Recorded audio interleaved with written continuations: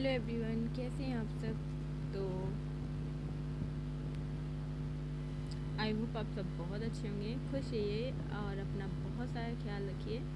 ठीक है, हम बढ़ते हैं अपने नए टॉपिक की ओर।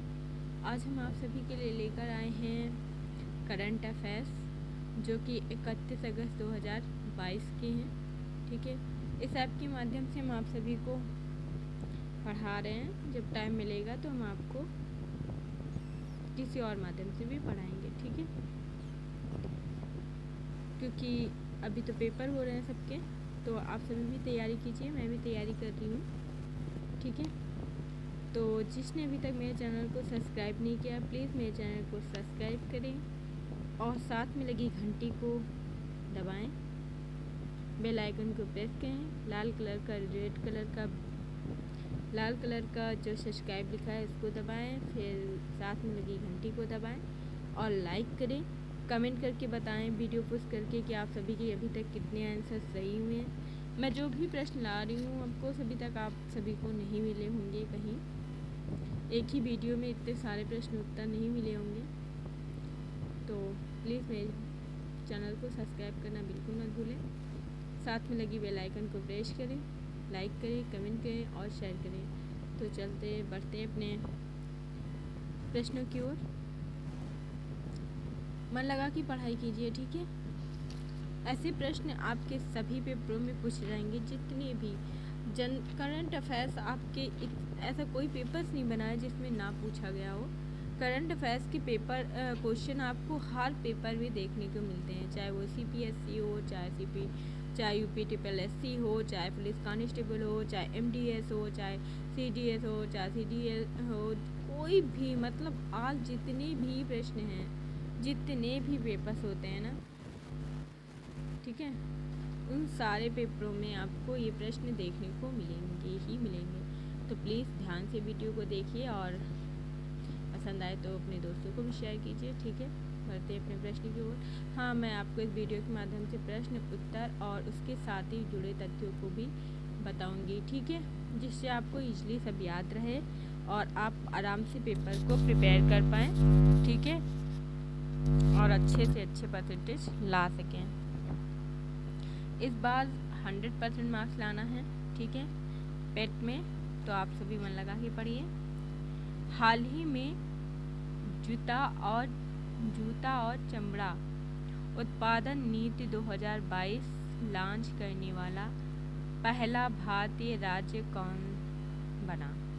तो आपको इन चारों में से बताना है कि चमड़ा और जूता वाला जो उत्पादन करने वाली नीति है, ठीक है, 2022 में लॉन्च करने वाला पहला भारतीय राज्य कौन सा है।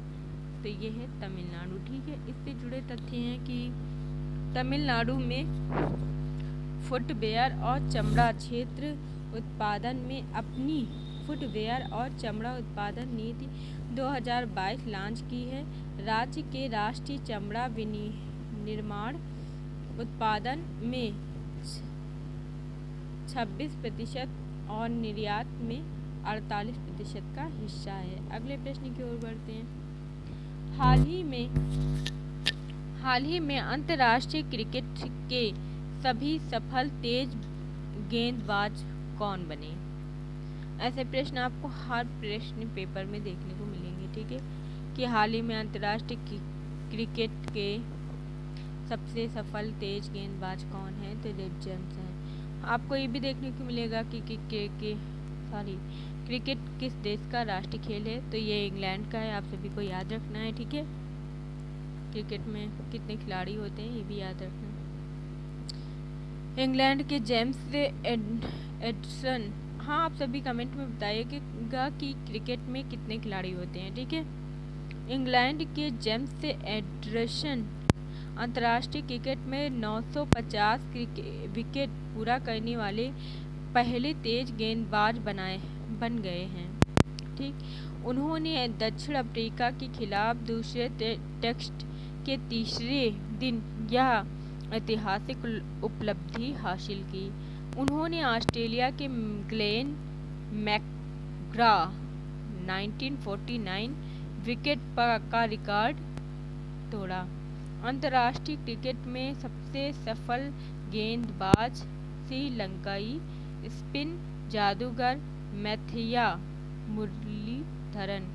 याद रखिएगा कि श्रीलंका के हैं ये स्पिन जादूगर मैथिया मुरलीधर, ठीक है, जिन्होंने 1347 विकेट दिव्यांगत ऑस्ट्रेलिया स्पिन महान सेनवर्व 1001 विकेट और भारतीय स्पिन महान अनिल कुंबले ने 956 विकेट हैं, ठीक है। ये थे इस प्रश्न से जुड़े तथ्य। अगले प्रश्न की ओर बढ़ते हैं। हाल ही में विदिता राय मिस दिवा यूनिवर्स 2022 बनी हैं, वे किस राज्य से संबंधित हैं? आपको ये बताना है कि वो किस राज्य से संबंधित है, तो वो राज्य है कर्नाटक, ठीक है। कर्नाटक की दिविता राय 28 अगस्त को स्टार स्टेट इवेंट में मिस दिवा यूनिवर्स 2022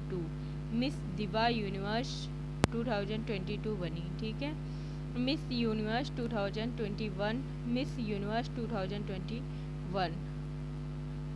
2021 की मिस यूनिवर्स कौन थी? तो हरनाज सिंधु ने दिविता को अपने उत्तराधिकारी के रूप में ताज पहनाया, ठीक। ऐसे में 71वें मिस यूनिवर्स 2022 पेजेंट में 23 वर्षीय विदिता भारत का प्रतिनिधित्व करेंगी, जहां हरनाज संधू अगली मिस यूनिवर्स विजेता को ताज पहनाएंगी, ठीक है। तो अगले प्रश्न की ओर बढ़ते हैं। हाल ही में किस राज्य में सीएम उद्योग खिलाड़ी उन्नत योजना शुरू की गई? किस देश में शुरू की गई है? आपको ये बताना है। ये उत्तराखंड में शुरू की गई है। इससे जुड़े तथ्य हैं कि मुख्यमंत्री पुष्कर सिंह, मुख्यमंत्री उत्तराखंड के मुख्यमंत्री कौन है?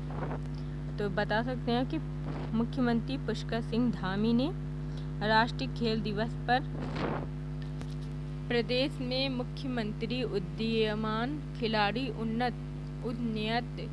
उन्नयन योजना की शुरुआत की। उन्होंने 8 से 14 वर्ष की आयु के खिलाड़ियों को प्रति माह 1500 रुपये की खेल छात्रवृत्ति देने की शुरुआत करते हुए कई अन्य घोषणाएं की।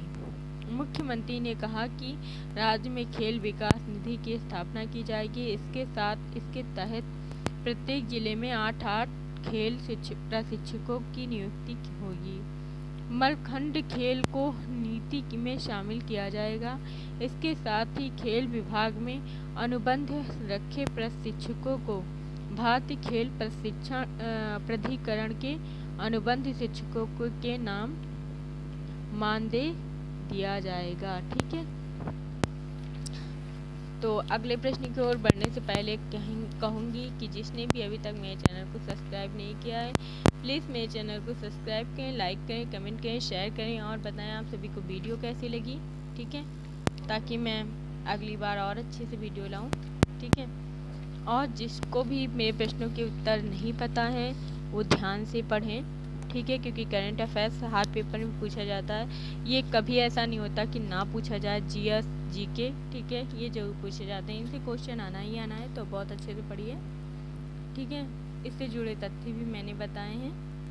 तो प्लीज़ लाइक करें, कमेंट करें और शेयर करना बिल्कुल मत भूलें। जिनको जानकारी हो बढ़ते हैं अपने अगले प्रश्न की ओर। हाल ही में अफ्रीकी मूल के लोगों के लिए अंतर्राष्ट्रीय दिवस कब मनाया गया?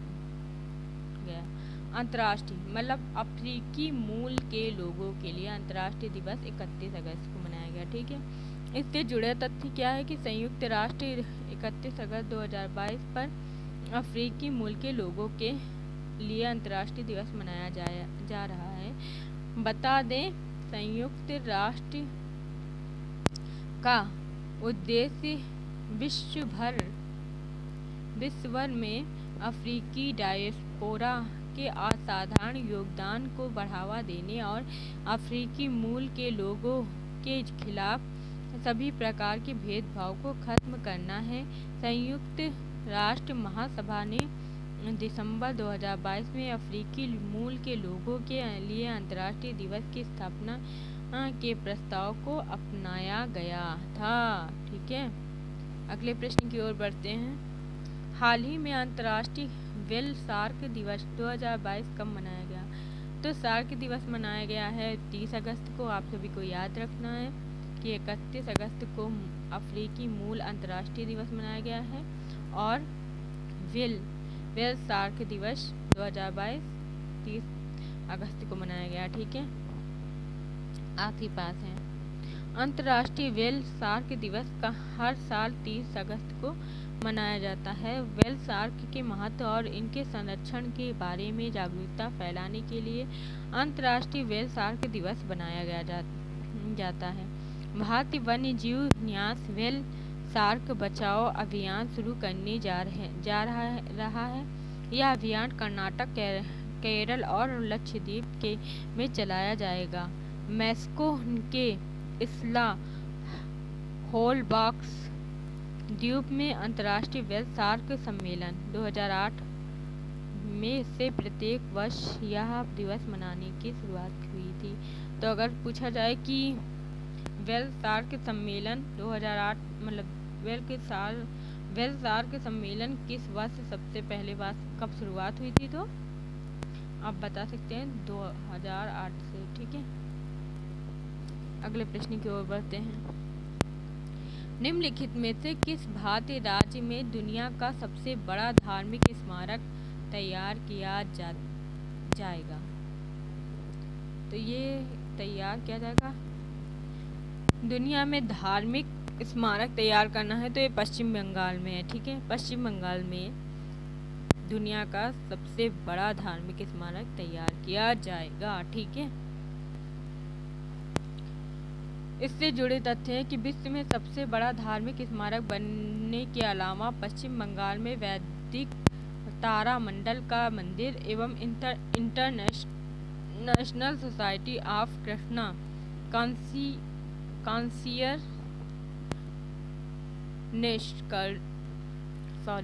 कॉन्सियनिस्ट स्कांग के मुख्यालय के रूप में काम करेगा। मैं दुनिया का सबसे बड़ा गुंबद भी होगा। वैदिक तारा महल मेहमानों को ब्रह्मांडीय निर्माण की विभिन्न हिस्सों की सैर कराएगा। अगले प्रश्न की ओर बढ़ते हैं। हाल ही में किस देश के प्रसिद्ध राजनेता मिखाइल गोर्बाचेव का निधन हुआ? अगर पूछा जाए गोर्बाचेव का निधन कब हुआ, तो आप कहाँ हुआ, तो बता सकते हैं कि रूस में हुआ था। इससे जुड़े तथ्य हैं कि मिखाइल गोर्बाचेव एक रूसी और पूर्व सोवियत राजनेता थे जिन्होंने पूर्व सोवियत संघ के अंतिम नेता के रूप में कार्य किया। उन्होंने 1990 से 1991 में USSR की विघटन तक सोवियत संघ के राष्ट्रपति के रूप में कार्य किया था। 1985 और 1991 के बीच सत्ता में रहते हुए उन्होंने यूएस सोवियत संबंधों को एक सकारात्मक दिशा दी। वह अंतिम जीवित शीत युद्ध के नेता थे। अगले प्रश्न की ओर बढ़ते हैं। हाल ही में क्रिकेटर कालिन की ग्रेडहोम ने संन्यास की घोषणा की है। वे किस देश से संबंधित है? तो वो न्यूजीलैंड से संबंधित है। इससे जुड़े तथ्य भी आप याद रखेंगे तो बहुत अच्छा होगा, क्योंकि प्रश्न कैसे भी आ सकता है। तो आपको हर प्रकार से प्रिपेयर होना बहुत ज़रूरी है। अगर आप एक ही प्रश्न को 1000 तरीके से पढ़ेंगे और समझेंगे, तब जाके आपको कोई भी परीक्षा में 100% लाने से नहीं रोक सकता। ठीक है। न्यूजीलैंड के क्रिकेटर कालिन डी ग्रेडहोम ने संन्यास की घोषणा की है। 36 वर्षीय ने ग्रेट होम ने न्यूजीलैंड क्रिकेट के साथ चर्चा के बाद एक प्रभावशाली अंतर्राष्ट्रीय करियर को अलविदा करने का फैसला किया है। न्यूजीलैंड बोर्ड ने उन्हें अपने केंद्रीय अनुबंध में से मुक्त कर दिया है। ठीक है, अगले प्रश्न की ओर बढ़ते हैं। लास्ट और अंतिम प्रश्न है। ठीक है, हाल ही में 67वें फिल्म फेयर पुरस्कारों में लाइफ टाइम अचीवमेंट पुरस्कार से किसे सम्मानित किया गया। ठीक है, तो जो 67वां फिल्म फेयर पुरस्कारों में लाइफ टाइम अचीवमेंट पुरस्कार से किसे सम्मानित किया गया, आपको ये बताना है। तो सुभाष घई है। ठीक है, प्रसिद्ध बॉलीवुड निर्देशक सुभाष घई को 67वें फिल्म फेयर अवार्ड से लाइफ टाइम अचीवमेंट अवार्ड से सम्मानित किया गया। उन्हें फर्ज विश्वनाथ, परदेश, खलनायक जैसी प्रतिष्ठित फिल्मों के लिए जाना जाता है। निर्देशक को वर्षों से भारतीय सिनेमा में उनके उत्कृष्ट योगदान के लिए सम्मानित किया गया है। ठीक है, तो आप इसके तथ्यों को बहुत अच्छे से पढ़ लेंगे। अगर प्रश्न के साथ तथ्यों को बहुत अच्छे से पढ़ेंगे तो मैं बता सकती हूँ कि आपको 100% नंबर में 100% लाने से कोई नहीं रोक सकता। तो प्लीज़ मन लगा के पढ़िए। ठीक है, और आप सबसे रिक्वेस्ट है, जिसने अभी तक मेरे चैनल को सब्सक्राइब नहीं किया, प्लीज़ सब्सक्राइब करें, लाइक करें, कमेंट करें और शेयर करें, अपने दोस्तों में शेयर करें। और प्लीज़ वीडियो पर पुश करके आप बताइएगा आपको मेरे वीडियो से पहले कितने प्रश्नों की बिल्कुल सही आंसर पता थे। ठीक है, और मिलते हैं नेक्स्ट वीडियो में। तब तक के लिए बाय बाय, टेक केयर। आप सभी अपना बहुत ख्याल रखें, खुश रहें, खुशियाँ बांटें और प्रेम से रहें, प्रेम फैलाएं। ठीक है, love you all, take care all.